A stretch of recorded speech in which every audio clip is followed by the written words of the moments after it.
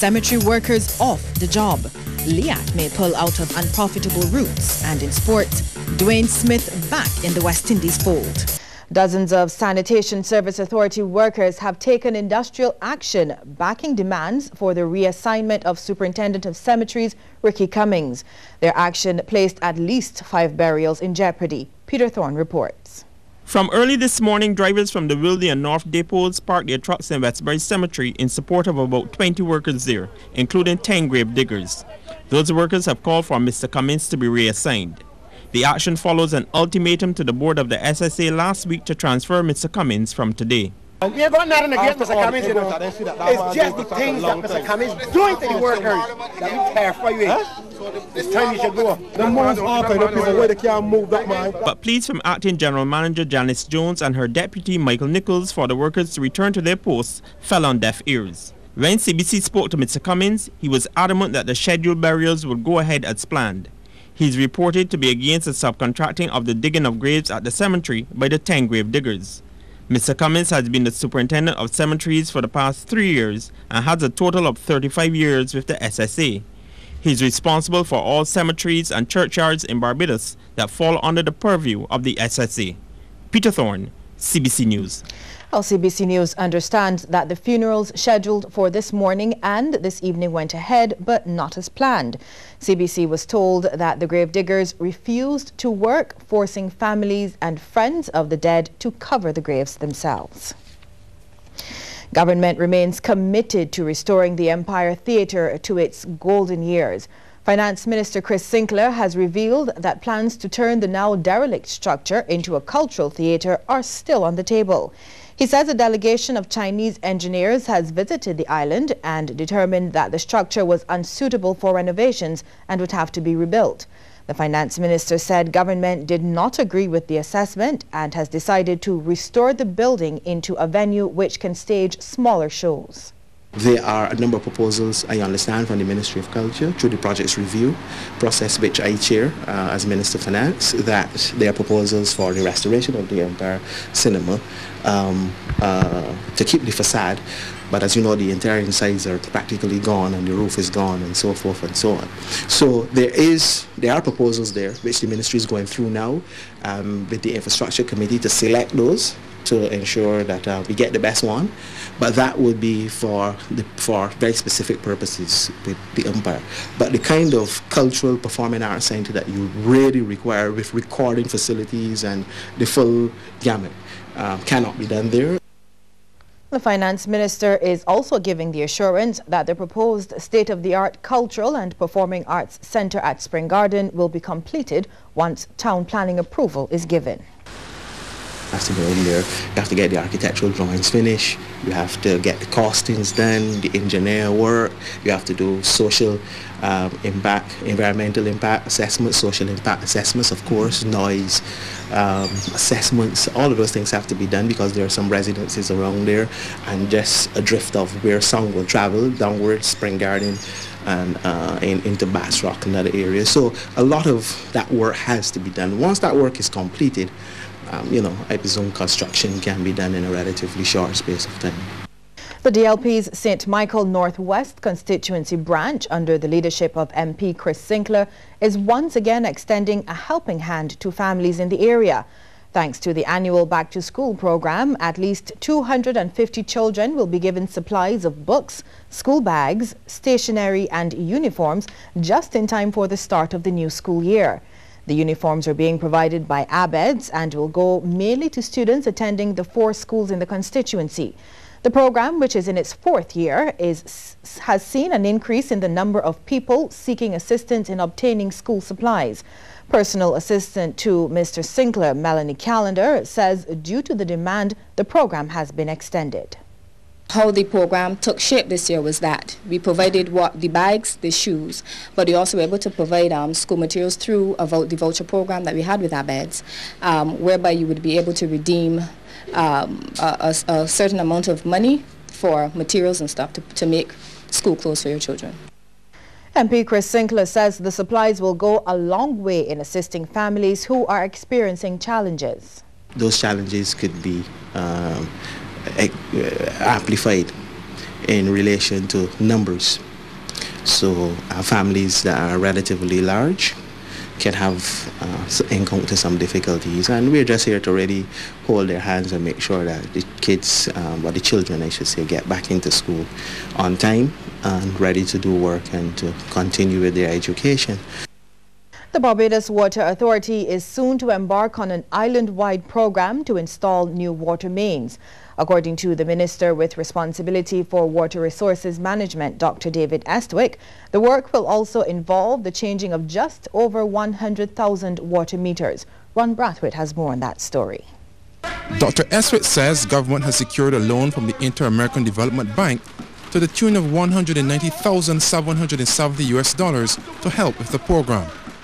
He explained that the changes are designed to reduce the number of non-functioning meters, resulting in significant loss of revenue for the BWA. The minister has also disclosed that the Barbados Water Authority has engaged Citicorp Merchant Bank for another loan, which will be used to help upgrade its main distribution network, in addition to the Capital Works division of the BWA. According to Dr. Estwick, they're also in the process of finalizing negotiations with the management of Ionites Freshwater Limited. The minister noted that this contract would allow for the desalination plant to start producing approximately 27,000 cubic meters of water per day for the BWA. The agreement allows for Ionites to construct 3 new mains, one from the Bell to Buster roundabout, another from Fort George Reservoir to Searles, and another from Britton's Hill Reservoir to Providence Reservoir. This move is expected to significantly enhance the flow of water to Christchurch and other parts of St. Philip. Ron Brathwaite, CBC News. LIAT is threatening to cut air services to unprofitable destinations where governments are not supporting the airline. Prime Minister of St. Vincent and the Grenadines, Dr. Ralph Gonsalves, has made this position clear at the end of a meeting of shareholder government at the Barbados Hilton Hotel. Those routes, as I said, which are social routes, if they don't help to fund them, we'll just cut them. It's as simple as that. It's an elementary point. You can't be subsidizing or paying for other airlines to come in into your space and your country, and you just treat LIAT as though it's a floor mat and you take it for granted. No, it can't continue like that. But we're all in the integration movement together, so we have to discuss it with them and see what favorable conclusions we can come to. Dr. Gonsalves says LIAT is at a disadvantage when competing with the Trinidad-based Caribbean Airlines on the Port of Spain to Barbados and Antigua routes. We have to cut our fares on those routes in order to stay in the game with CAL. But when we cut our fares, we are losing money. But we have to be in the game because they're important routes. But CAL can't go and be having a fuel subsidy.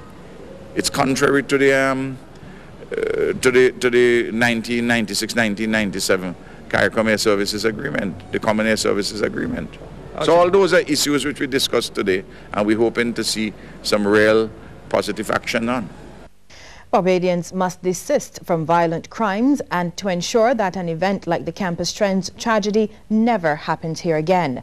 This as they're being encouraged to take part in 2 events to keep the memories of the victims of this tragedy alive. Kelisha Oliver, Shanna Griffith, Pearl Cornelius, Kellyanne Welch, Tiffany Harding and Nikita Balgrave all perished in that tragedy. Peter Thorne reports. The call is coming from the September 3rd Foundation as it gears up to mark the 1st anniversary of the Campus Trains tragedy on September 3rd this year. On September 3rd last year, the island witnessed what has been described as one of the most horrific tragedies in its history. 6 females lost their lives after a failed robbery, resulting in a fire that destroyed clothing stored campus trains on through the street. David Commission of the September 3rd Foundation says a march is planned in the city at 5 o'clock on September 3rd in memory of the victims of the tragedy. Precisely at 5 p.m. we will move off on a march that is a march against crime, it's a march against violence, it's a march against alienation and social exclusion. It is a march in favor of brotherhood, of peace, of self-respect and mutual respect for each other. And that march will go down through the street, into Milk Market, onto Broad Street, up Broad Street, onto Constitution, Trafalgar Street, onto Constitution Row, and will end at the Queen's Park. Mr. Commission says that on September 3rd, a special commemorative event will also be held at the Queen's Park Steel Shed in memory of those young women whose lives were cut short. Several artists, including John King, Richard Stout, Terencia Holder, Olivia Hall, and the St. Leonard's Boys Square have agreed to take part. Doriel Skinner, a friend of one of the victims, Shanna Griffith, said the young lady wanted to do cooking and had been accepted in the Barbados Community College this year, a dream she wouldn't now be realizing. Shannon became one of my daughters, and I went out on every limb to make sure that Shannon would have been in BCC this year. That never happened, but she got accepted.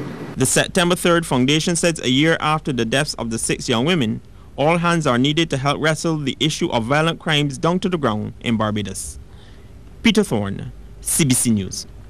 A call has been sent out to all Barbadians who think they have what it takes to be the island's next top chef.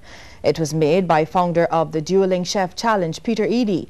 He was speaking at the launch of a new initiative, the National Dueling Challenge, which he expects to become a national event.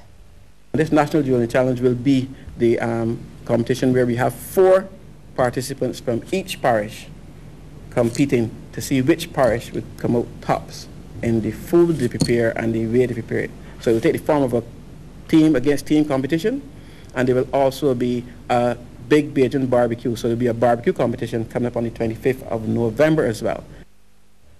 Well, Mr. Eady says the Junior Dueling Chefs program, which features cook-offs between schools, has been very successful. According to him, it's more than just entertainment for the students, most of whom have become professional chefs. What we've been doing is outfitting schools with refrigerators and freezers and 6-burner stoves, and this came out of visiting the schools and seeing the equipment in the home ec department, which I thought was really not up to standard. And if you want to produce good cooks to go into our industry, which is the tourism industry, which is so important, you have to start really right with them. And so I said, you know what, we have to do something. I spoke to some of the sponsors who you see here at that point in time, and they all got on board, and we started the Junior Dueling Challenge